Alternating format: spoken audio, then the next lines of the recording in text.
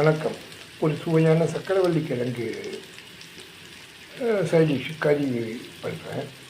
ஒரு சக்கரவள்ளி கிழங்கு நல்லா மண் போக அலமிட்டு அது பெருசு பெருசாக நறுக்கி ஒரு குக்கர் பாத்திரத்தில் வச்சு ஒரு 3 விசில் விட்டோம்னா நல்லா வெந்துடும்.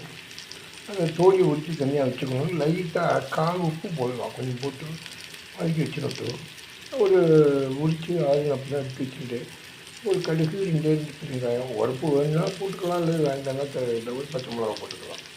கடுகு பெருங்காயம் தாளித்து கொட்டிட்டு இதை தூக்கி இந்த வெந்த தக்காளி கிழங்க சட்டியில் போட்டு ஒரு கருத்தை பறிச்சு வச்சுக்கலாம். பறிச்சுட்டு கடைசியில் கொஞ்சோண்டு தேங்காய் பூ திருவி வச்சுருக்கணும். அதில் அடுப்பு அணைக்கும் போது போட்டுருங்க.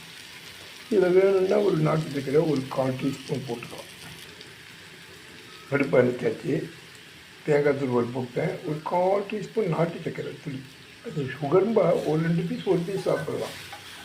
சுகர் துளி கிழங்கு பூமியில் விளைஞ்சது வெள்ளையான பொருட்கள் எல்லாத்தையுமே குறைக்கணுங்கிற மருத்துவத்துறையில் அவள் கொடுக்குற மாத்திரையை மட்டும் காலம்பரம் 3, சாயந்தரம் மத்தியானம் 5, நைட்டு ஒரு 6 சாப்பிட சொல்கிறா.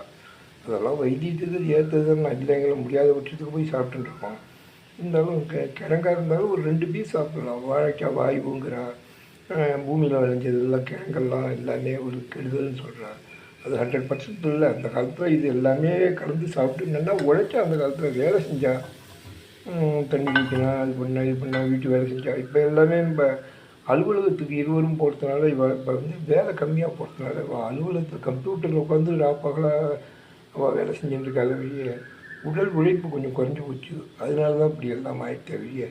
இந்த கிழங்குகள்லாம் கொஞ்சம் சேப்பங்கிழங்கு, கருணக்கிழங்கு, உருளைக்கிழங்கு கொஞ்சம் குறைச்சிக்கலாம்.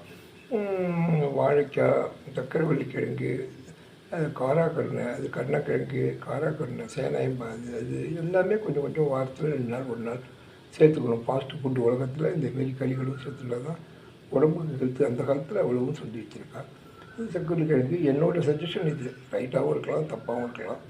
யாரையும் மருத்துவத்துறையோ யாரையும் இதை குறை விடுறதுக்காக போடல. இது கொஞ்சம் டேஸ்டியாக இருக்கும். சக்கரவள்ளி கிழங்கு ஒரு 4 பீஸ் கொடுத்து குழந்தைகள்லாம் கொஞ்சம் ஸ்வீட்டியாக இருந்தால் விரும்பி சாப்பிடணும். நீங்களும் பண்ணி பார்க்கலாமே. சக்கரவள்ளி கிழங்கு சீசனாக இருக்கும்போது வாங்கி பண்ணி பார்க்கலாமே. நல்லது உடம்புக்கு, கெடுதல் கிடையாது. சுகர் இருந்தால் கூட ஒரு 2 பீஸ் சாப்பிட்டதுனால தப்பு. 5, 6, 7 வளர்ச்சி சாப்பிடக்கூடாது. வயசானவங்களாம் லிமிட்டாக சாப்பிட்டா நல்லது. தேங்க்யூ. இது நான் ஒன்றும் சஜஷனாக சொல்லலை, எனக்கு தெரிஞ்ச உண்மைகளை சொல்கிறேன். நன்றி. ராமசாமி ஃப்ரம் கும்பகோணம். உங்கள் ஃப்ரெண்ட்ஸ் அண்ட் ரிலேட்டிவ்ஸ் அனுப்புங்க. அவசியம் நடுவில் இருக்கிற ஏரோ மார்க்கை தொட்டு பார்க்காதீங்க. கீழே உள்ள இங்கிலீஷ் 2 வரியை தொடுங்கன்னா ஸ்க்ரீன் ஃபுல்லாக தெரியும். தேங்க்யூ. உங்கள் ஃப்ரெண்ட்ஸ் அண்ட் ரிலேட்டிவ்ஸ் அனுப்புங்க. சப்ஸ்கிரைப் பண்ணாத பண்ணுங்க. தேங்க்யூ. உங்களுடைய ஒரு ஆதரவுக்கு மிக்க